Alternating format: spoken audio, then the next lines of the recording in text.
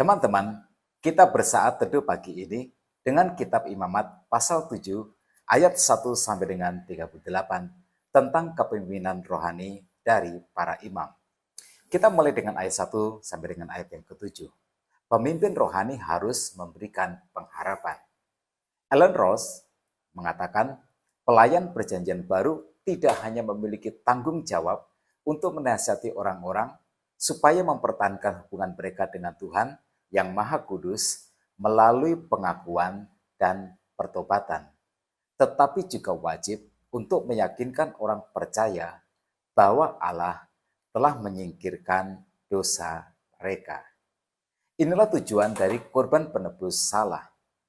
Allah ingin umatnya bertobat, mengakui dosanya, didamaikan dengan Allah, dan mereka bebas dari rasa bersalah.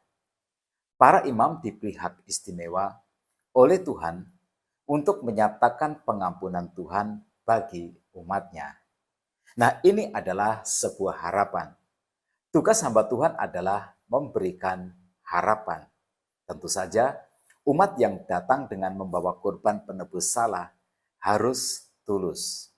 Umat memang ingin bertobat, berubah hidupnya, berperilaku lebih baik, supaya persembahan korbannya menyenangkan hati Tuhan.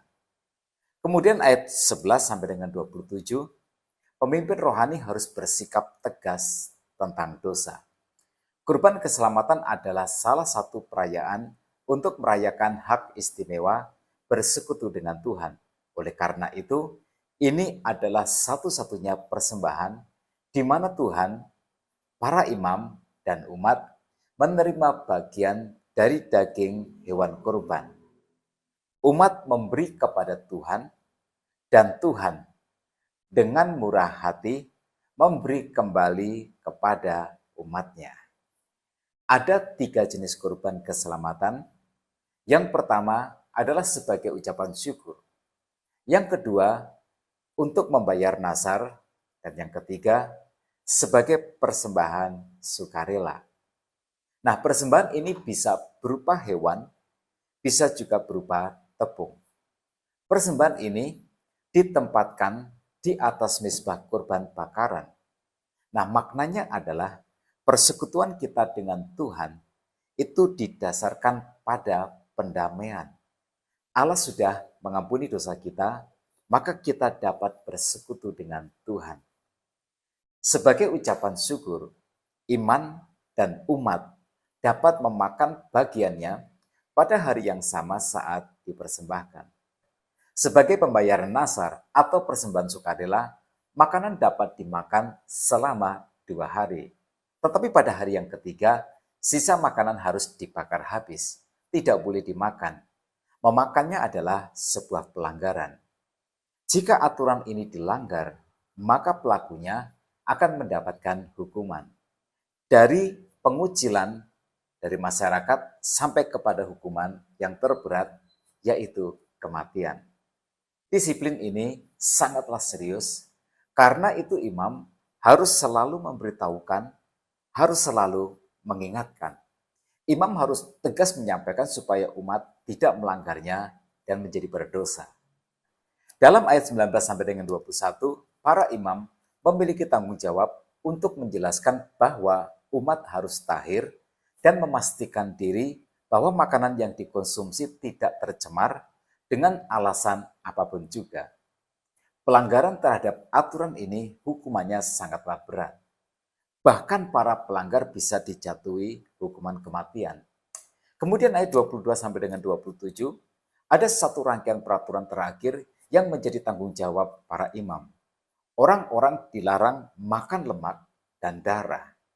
Lemak dapat digunakan sebagai pelumas atau untuk bahan bakar, itu tidak apa-apa, tetapi tidak untuk dimakan.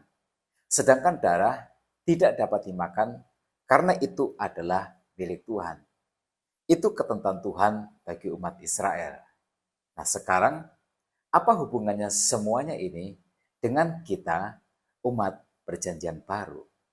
Surat Ibrani pasal 13 ayat 17 berkata, taatilah pemimpin-pemimpinmu dan tunduklah kepada mereka sebab mereka berjaga-jaga atas jiwamu, sebagai orang-orang yang harus bertanggung jawab atasnya. Dengan jalan itu, mereka akan melakukannya dengan gembira, bukan dengan keluh kesah, sebab hal itu tidak akan membawa keuntungan bagimu. Melalui gambaran tentang tanggung jawab imam ini, jelas bagi kita bahwa hamba Tuhan memiliki peranan penting terhadap kesehatan rohani dan keselamatan dari umat yang dilayaninya. Maka ketaatan dan ketundukan umat terhadap pemimpin rohaninya menjadi bagian yang diatur oleh Tuhan. Ketika orang percaya jatuh ke dalam dosa, maka pemimpin rohaninya harus memintanya untuk bertobat dan umat harus bertobat. Maka dengan demikian, umat diselamatkan dengan kembali ke jalan pertobatan. Sekarang kita ke ayat 28 sampai dengan 38. Ada tanggung jawab umat kepada pemimpin rohaninya. Ini juga diatur dalam ayat 7 sampai dengan ayat yang ke-10. Jadi aturan ini ada dua bagian. Ayat 7 sampai dengan 10 dan ayat 28 sampai dengan 38.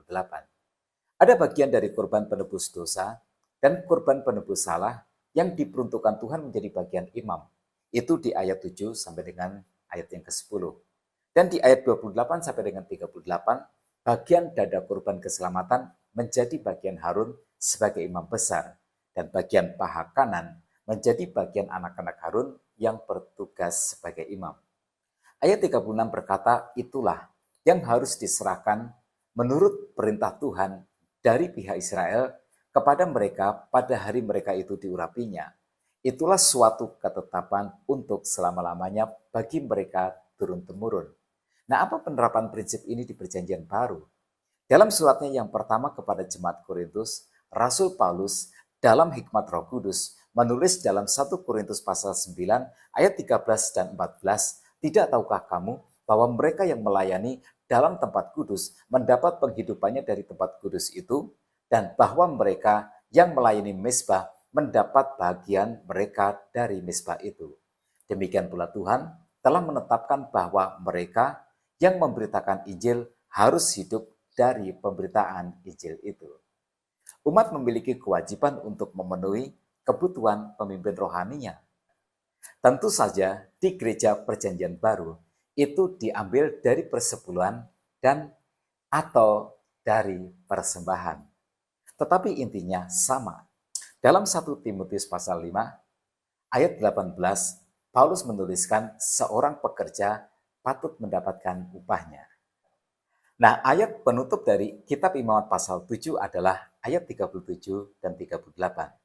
Itulah hukum tentang korban bakaran, korban sajian, korban penghapus dosa, korban penghapus salah, persembahan pentabisan, dan korban keselamatan yang diperintahkan Tuhan kepada Musa di atas gunung Sinai pada hari Tuhan memerintahkan kepada orang Israel mempersembahkan persembahan mereka kepada Tuhan di padang gurun Sinai. Ya, ketetapan ini, aturan ini ditetapkan langsung oleh Tuhan. Ini adalah sebuah perintah yang bersifat otoritatif dari Tuhan. Para hamba Tuhan tidak perlu ragu untuk melaksanakannya. Jika semua pedoman ini atau semua prinsip ini kita jalankan tanpa ragu, maka gereja akan menjadi gereja yang sehat. Umat akan diberkati dengan mereka memiliki hubungan yang sehat dengan Tuhan, dan hamba Tuhan akan menjadi pemimpin rohani yang baik bagi umat yang dilayaninya. Nah, tetap semangat dalam kehidupan. Tuhan Yesus memberkati kita semua.